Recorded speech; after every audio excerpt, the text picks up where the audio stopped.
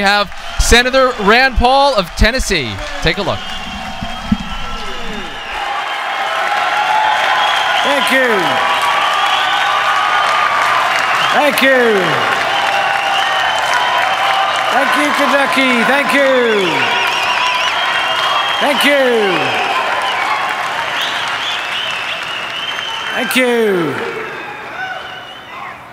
You know, when the Supreme Court upheld Obamacare, the first words out of my mouth were, I still think it's unconstitutional.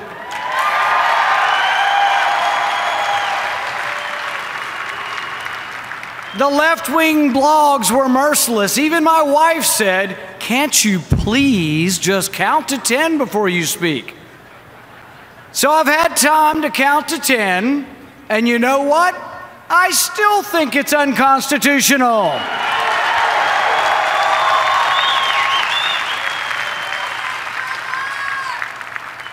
Do you think Justice Scalia and Justice Thomas have changed their mind? I think if James Madison himself, the father of the Constitution, were here today, he would agree with me. The whole damn thing is still unconstitutional.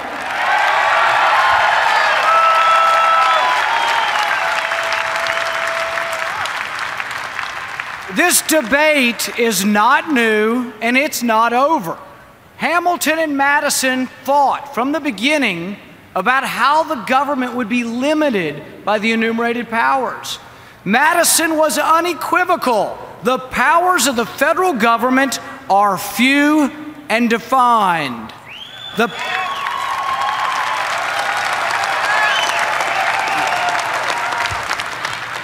power to tax and spend is restricted by the enumerated powers. So how do we fix this travesty of justice? There's only one option left. We have to have a new president.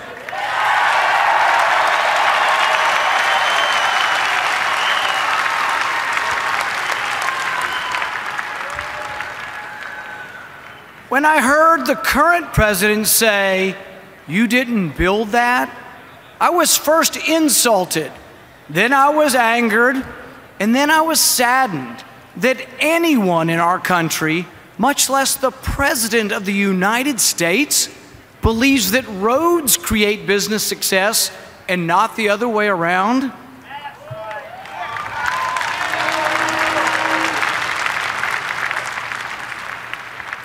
Anyone who so fundamentally misunderstands American greatness is uniquely unqualified to lead this great nation.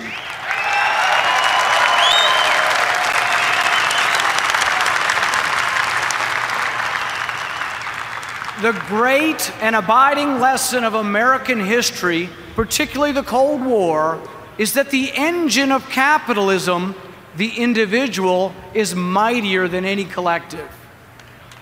American inventiveness and desire to build developed because we were guaranteed the right to own our success. For most of our history, no one dared tell Americans, "You didn't build that." In Bowling Green, Kentucky, the Tang family owns the Great American Donut Shop. Their family fled war-torn Cambodia to come to this country. My kids and I love to eat donuts, so we go there frequently. The Tangs work long hours. Mrs. Tang told us that the family works through the night to make donuts. The Tang family have become valedictorians and national merit scholars. The Tangs from Cambodia are an American success story. So, Mr. President, don't you go telling the Tang family that they didn't build that.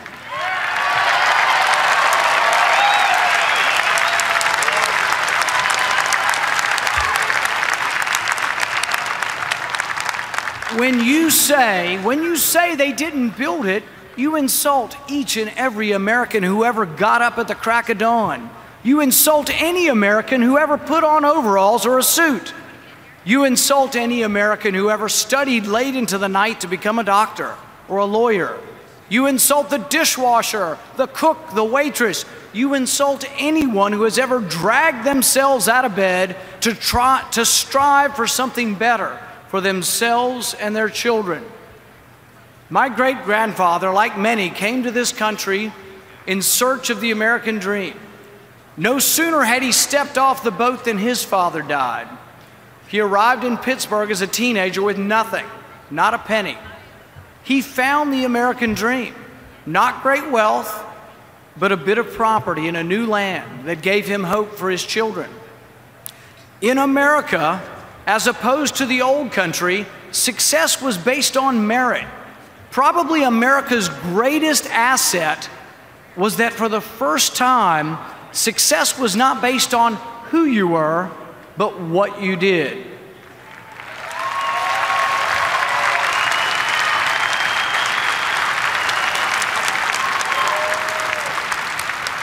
My grandfather would live to see his children become doctors and ministers, accountants and professors.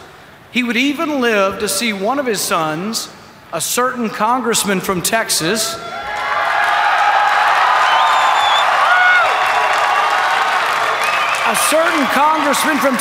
run for the presidency of the United States.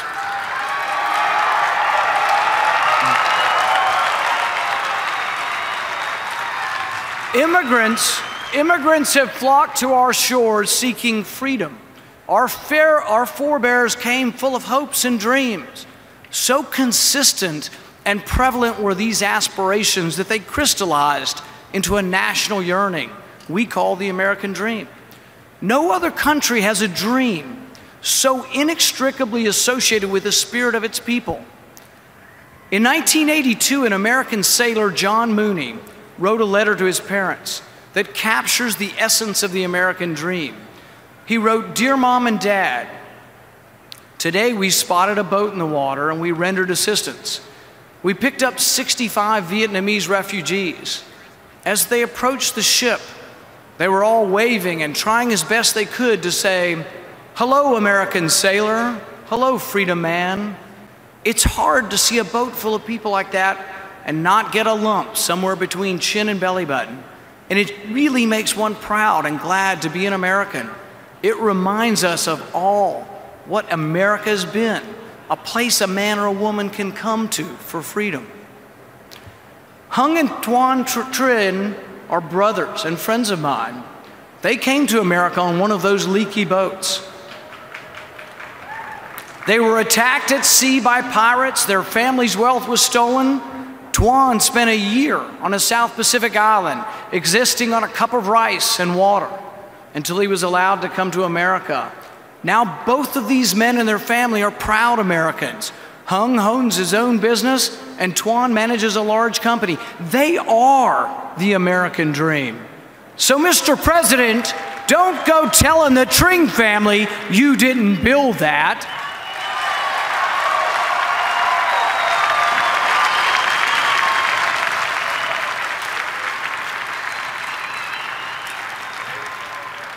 When the president says you didn't build that, he's flat out wrong.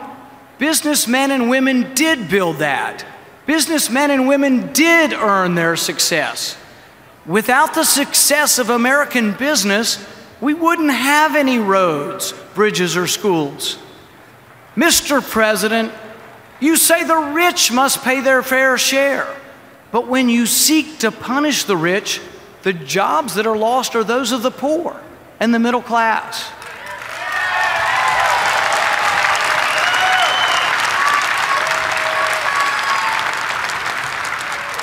When you seek to punish Mr. ExxonMobil, you punish the secretary who owns ExxonMobil stock.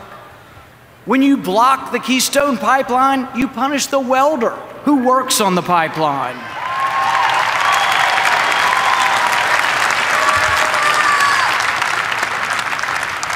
Our nation faces a crisis. America wavers. Unfortunately, we are one of a select group of countries whose debt now equals their gross domestic product. The Republic of Washington and Jefferson is now in danger of becoming the democracy of debt and despair. Our great nation is coming apart at the seams, and the president just seems to point fingers and blame others. President Obama's administration will add nearly $6 trillion to our national debt in just one term. And I'm hoping it's just one term.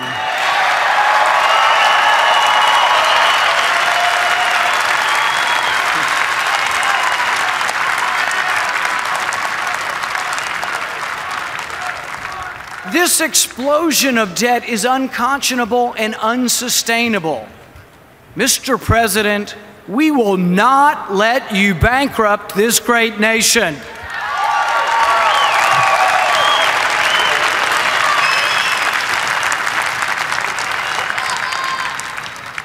Republicans and Democrats alike, though, must slay their sacred cows. Republicans must acknowledge that not every dollar spent on the military is necessary or well spent.